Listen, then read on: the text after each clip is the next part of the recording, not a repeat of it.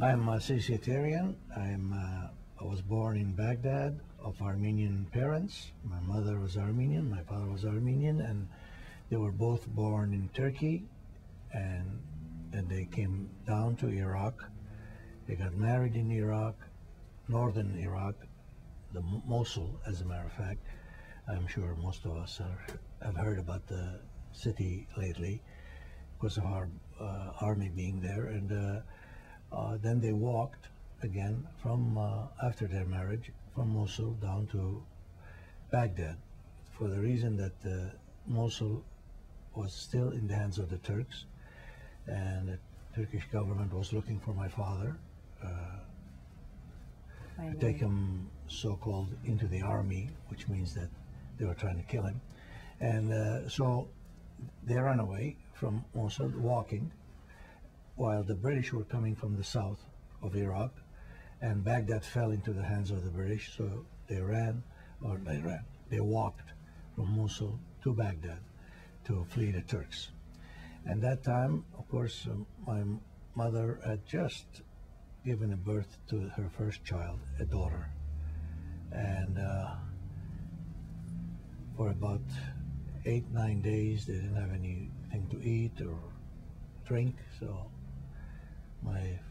their firstborn, a daughter, my sister, died of hunger. And so they buried her in the desert. So they arrived in Baghdad, and the church took over and found a room for them, the Armenian church. And pretty soon my father started his work as a tailor. That was his profession. He had his own shop, and of course he got involved in many businesses. My father was quite a guy. I'm Shakaya Terian Scallon.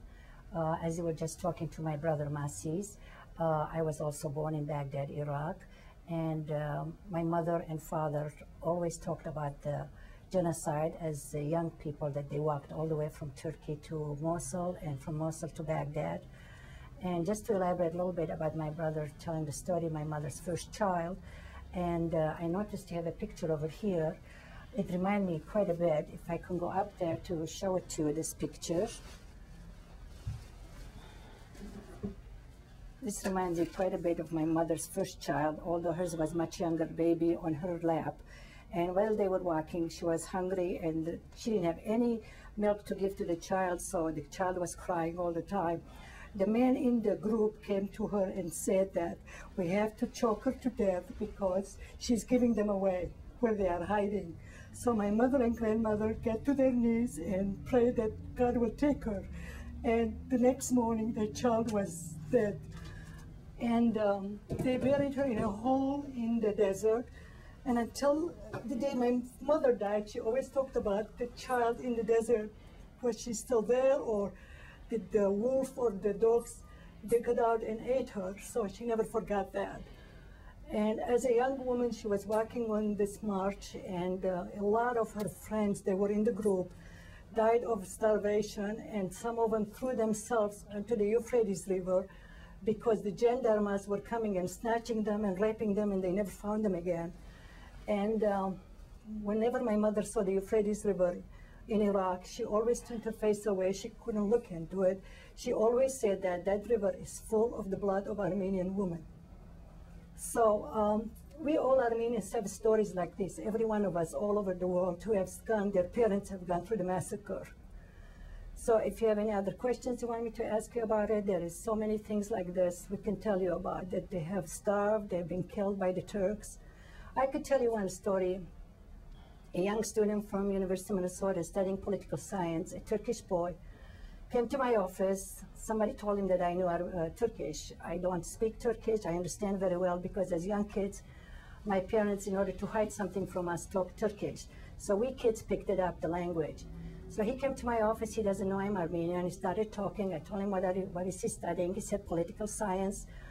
And then somehow the conversation turned into the genocide. And he said, one bad thing the Turks did, that they didn't clean all the Armenians up. They should have killed all of them.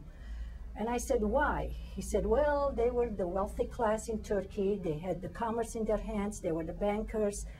They were the professionals. They were the professors and everything. He said, they had the whole country in their hands, and we should have gotten rid of all of them, not kept any of them.